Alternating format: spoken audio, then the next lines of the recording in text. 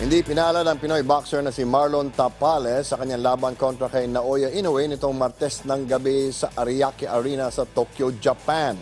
Balikan natin ang aksyon sa ulat ni Rafael Bandayren.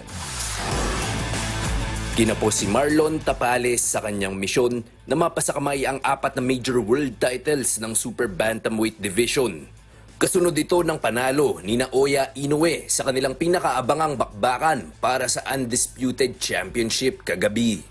Pagsapit ng round 4, nagsimula na si Inoue na ipamalas ang kanyang kinatatakutang bilis at madidiing mga suntok.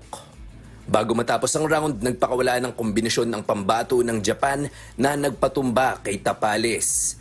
Pero patuloy ang pagpupursige ng tubong Lanao del Norte at bumangon pa upang magpatuloy. Sa kabila nito, hindi natinag ang dominasyon ng tinaguriang The Monster.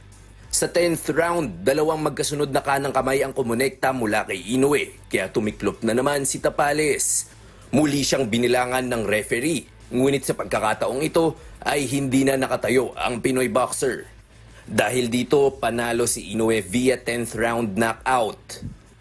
Napasakamay ng tubong Zama Kanagawa, Japan ang WBA, WBC, IBF at WBO world titles. Siya na ang undisputed champion ng Super Bantamweight Division. Ito na ang ikalawang beses na nagawang kolektahin ni Inoue ang lahat ng pinaka-prestihiyosong belt sa iisang dibisyon. Siya pa lang din ang ikalawang boksingero sa kasaysayan na nakagawa nito kasunod ni pound for pound King Terence Crawford. Nanatiling perpekto ang kartada ni Inoue sa 26 wins na may kasamang 23 knockouts. Rafael Bandayren para sa Bayan.